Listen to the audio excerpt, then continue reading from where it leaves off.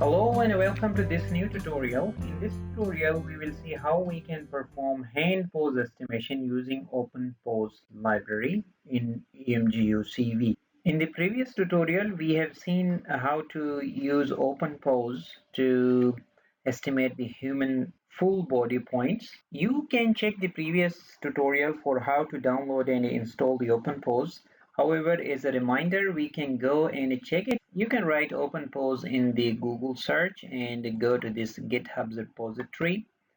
And when you come down in the installation sections, click on that. And since I'm going to use for the Windows, so you can go to the download the latest Windows portable version, and then you just need to click on the release. And this shows the latest release of OpenPose. And if you are running GPU, you can download this recommended, and you can see the size. Since I'm using the CPU, so I downloaded this 146 MB binaries. And I just extracted them into my folder. This is the F drive. You can place anywhere. And inside this OpenPose, and when you go to the models, you will see this get base models.batch. So you need to double click on this and it will automatically download the pre-trained models for the OpenPose. So last time I had already shown you this pose estimation, and today I'm going to show you the hand. And when you go inside this hand folder, you will see that we have the cafe model, which is already trained on detection of the key points for our hand. So we are going to read this cafe model and the architecture information is. So let us go and see how we can implement it. I already configured this project, which is using Emgu CV 4.5.1. So I'm going to go ahead and add a new submenu item in the items collection. I clicked on that menu item, and inside the processes and in the collections, we can add one new item, and let me term it hand pose estimation. I'm just going to copy that, also write it as a name. Remember that there should be no spaces for the name, so I just remove those spaces and click on OK and then OK. So now we can define a click event for it. So I'm going to select the events and select this hand pose estimation menu item. And I'm going to double click on this click event. So when I click on this hand pose menu item, it will come to this. So I'm going to define this try cage so that I will handle any exceptions. And then we will make sure that if we have loaded a picture or not from where we want to detect the key points. So I already shown in throughout this project that I already defined a menu item for opening an image. I need to make sure that if the image dictionary dot contains key, and if this input is not contains, in fact if it doesn't contain, then it means that user has not read an image. So we can throw an exception, throw new exception, and then we can say that read an image first. So once the user read that image, then we can load that one in a local variable here. So let me call it variable img, and we can easily read from our img dict, and its key is input. So let me create a clone of that, and let's do some smoothing also, Gaussian smoothing, to make sure that if there is some noise we want to suppress that. So we just read this image, and this image can be converted into a binary blob, binary large object, which basically you can say into a tensor, so that we can take it as input into the cafe model. So what I can say is variable blob is equal to DNN invoke deep neural network invoke dot blob from image, and we can convert this image. And if you want to do scaling, then you can do that. Normally we divide it by 255, Let's see if it works for us, or we can keep it without scaling if you want. And usually this one is expecting an image of size 368 by 368. Let me set this size to 368 by 368, and then we can reshape it back to the original size also. And if you want to do scaling, right now I don't want to do the scaling. If it is not affecting my performance, then it's okay. Otherwise, we can do mean scaling so that it will subtract the mean value from all those three channels. And this cafe is asking for, do we need to swap R and a red and a blue? I said no, just keep them as it is. Okay, so those are the rest will be the default values. Now the tensor is ready in the VLOG, and this one can be loaded into our pre-trained model. So the first thing that I need to do is to load the pre-trained model and then input this VLOG. And the string, let me say proto text, and I need to put where is my proto text, and also model path. Let me define two variables here, string variables. And my models, as I shown you before, are present here, both the architecture and the model. So this is the path for the architecture, and also let me copy the path for the model. Okay, both are mandatory. Okay, I put that here. Now we can load the model. So let me create another variable. Let's call it the net or network or the model, whatever you want to call it. So dnn invoke dot read net. Actually, we have a cafe model, and in OpenCV there is a specific method. So we have a wrapper in Emgu CV also, read net from cafe. So we can use this one, and if I change to the second overloaded method, you can see it is expecting a proto-text file. Okay, we provide this, and also we have the model in our hand, so I provide the model path. So this one will load the pre-trained model, and our model is ready. So now we can set the input for this model. So what I will do is net.setInput. This input is expecting a blog. So we have a binary large object. So this is what I don't want to provide any name, so the rest will be okay. Optionally, what I want to do is set the preferable backend. I want to use OpenCV as the backend. So backend from enum, I'm going to select OpenCV. If you are using, for example, CUDA or any other backend, then you can select the CUDA version, for example. Now I'm going to use this OpenCV. So the model is ready. We set up the input for that, and now what we need to do is we need to pass the input through the network and get the output. So to get the output, variable output, I'm going to use this method net.forward method.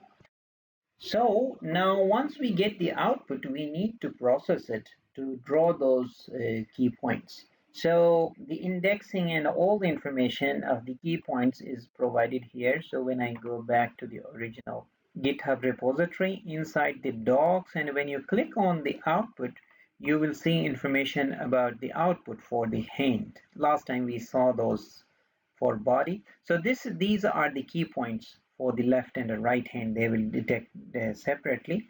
So those are ordered. There will be 22 points including the background. So we need to draw those points and then also the lines between them. And the formatting is the same as we described for the body pose. So this will be the x and the y coordinate for each point, followed by the probability. So let us go ahead and process those key points and try to draw them on the image. Basically, this output will be consists of 22 points, and for each point there is a probability map of 46 by 46 if the input size is 368 by 368. So from that probability map we need to select the maximum match, and then we will draw that, select that point as the key point for out of these 22 points, and then we will do it for all those 22 points and I will show that. So the first thing I will do is what is the height of my probability map. So this will be used to rescale my image back into the original. As you remember, I resized it to 368 by 368. So we can get the size of the probability map or the height using the size of dimension, and it will be in the second dimension, that is the 0 1 third, actually third index. And similarly we can get the width of this probability map by using the size of dimension in the fourth dimension, so its index will be 3. And reading this mate is a little bit difficult, so I can convert it into a C# array. So we can call it, let's say, probability map. I want to get this output dot get data. Now I can easily loop through this data and get their probability map and then display them. One more thing that I need to define, if you want, is the number of points that we are interested is. For the hand, this OpenPose will give us 22 points. And another thing that I need to do is, last time I also mentioned, is I want to draw these lines. For example, between 0 and 1, there is a line. Between 1 and 2, there is line. 2 and 3. So I need an array. I'm not going to create it. I am just going to copy and paste it. Here I already created it. So let me do something like this so that we can easily see that. This is basically a pose pair. This indicates just I'm going to draw a line between 0 and 1. So 1 and 2, there will be line. So this is just indicating between which points I need to draw the lines. So if you want to draw them, you can, the code will be available. You can directly copy it from there. So that is the main logic. So let us get those points which we want to draw them. I want to create a list of points, so let us call them the points which we will select to draw on the hand. So let me create a list of points, and now we can loop through each probability map. So for 22 points we have 22 probability maps, and each map is 46 by 46, and from there we need to find the maximum value so that we can select it as a point to draw it. So I'm going to loop through all those points. First of all, for I is equal to 1 number of points, we have 22 points, and now I'm going to read the probability map for each of the points. And the easiest thing that I can do is to create a matrix to read that probability map.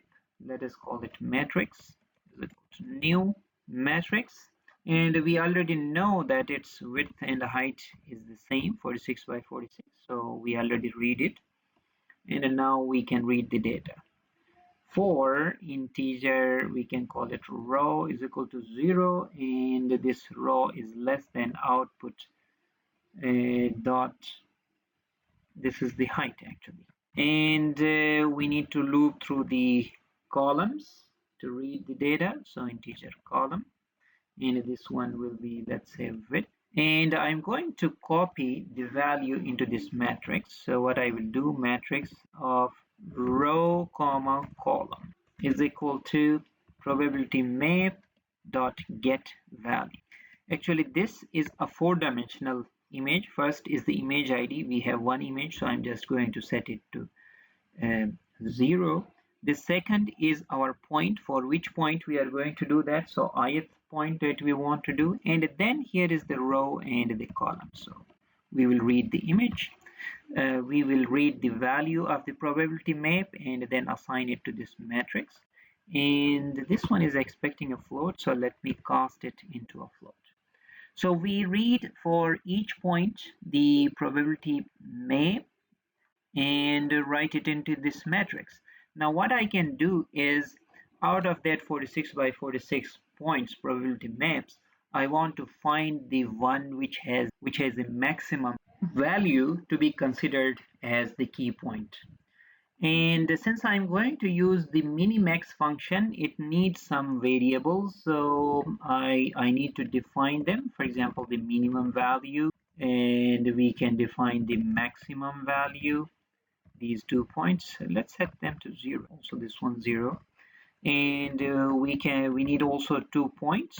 And those points, we can name them minimum location is equal to, let me set it to a default value, and also the maximum location, where is the location of this maximum, and we also initialized it to default. And now I'm going to select the maximum out of it by calling cv invoke dot minimax location, this function. And this one is expecting these 4 parameters, and the first thing, 5 parameters in fact. The first is from where we want to find the minimum maximum is the matrix, and the next is we need to pass by reference. It will give us the minimum value, and the next parameter is also the reference a maximum value. Okay, it will return the maximum value. Reference by minimum location, it will give us the minimum values location, and also reference to the maximum value location. Okay, so once we obtain the maximum values and their locations, actually I need the location, so I just need to get the x and the y coordinate of that point, and I want to draw that point. And since you know that I rescaled it to 368 by 368, so I need to do scaling to fit it back to the original image. So I need the x coordinate, variable x is equal to whatever image dot width multiply by my maximum location dot x, and normalize it. In fact, I should write it, multiply it, and also divide it by this w. So this one will be normalized according to my original image. Similarly, do img.height multiply by max location dot y and divided by h. So this one will give us the location of x and the y point, and we can create a point, let's say is equal to new point from x and y, and we can add into our this list of points, since we have already, we will use it later for drawing the skeleton. So I'm just going to add it, and we can simply draw a circle on that point to show on our hand. So cv invoke dot circle, and we want to draw it on our original image img, and the center will be at point P, and the radius, let's say 5. You can give any color for that point, so I'm just going to give green color, and if you want to fill it, you can give a minus value. So -1 means we want to draw a filled circle. And also, if you want to put the ID of that points, we can also use cv invoke.putText. Let me draw the ID of that point also, i.toString. So that will be the ID, and we don't need any. This is the location where we want to draw it on the P, and the font face dot. Let me use the simplex. And if you want to scale it, let me reduce it a little bit, and also the color that you want to give it to this one, let me give it red color for the text, and line thickness, let's say I give it a 2. So this one will draw the point on our selected image. Also, what I want is not only just we draw the points. Now I want to connect these points also, like I want to draw a skeleton. So for skeleton, we have already the points, And we have already defined the pose pairs that the lines will be which points, there will be lines between which points. Then we can go ahead and define another loop. Remember that we are outside of this for loop. So I'm just going to draw those draw skeleton. So we can loop through all those points. So for I is equal to 0 and we have pose pairs dot get long length in the 0th dimension. This indicates that how many points or how many rows we have, or all the rows. From where to start and where to end, we should know that. So I'm just going to write start index from where we want to draw the points. We can select point pairs, and for each location there are 2 points. So for the ith one, 0th will be the starting point, and end index will be again pose pair I comma the second one. And we need to make sure that this start index and end index actually exists in our point or not.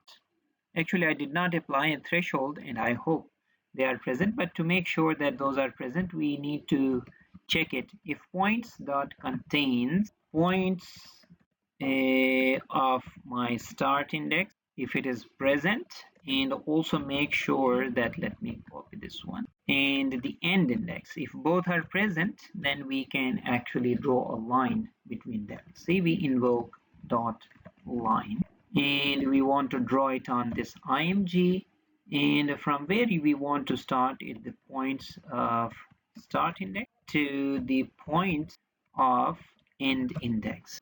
And of course we can give any color that you would like to give. Let me give a red color for this one too, or a blue color actually, 255, and thickness, let's do it at 2 so that it's more visible. And that's it. So we draw the skeleton and we draw those points. We selected the points by selecting the maximum value of its confidence, and let us show the final picture. So picture box dot image is equal to img dot 2-bitmap.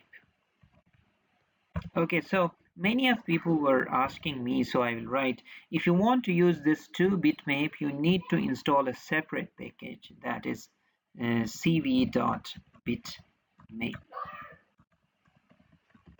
Otherwise, you will not have this function. Okay, so let us test our model and find if it can detect the poles or the key points for our hand or not. So let me select from file and open. Let us select this hand image, and from the process I'm going to click on hand pose estimation, and that is the result that we have received for our hand pose estimation. We can also try for another side of this image, and now when we try to estimate it, now you can see the results look awesome thanks to this OpenPose researchers, authors, and this is how we can detect those key points, and we can use them for any purposes like gesture, hand gesture recognition, or any purposes. But the basic idea is how we can get those key points, and then later how we can use them. It is up to us. I hope this video is useful for you, and I hope to see you in another video tutorial.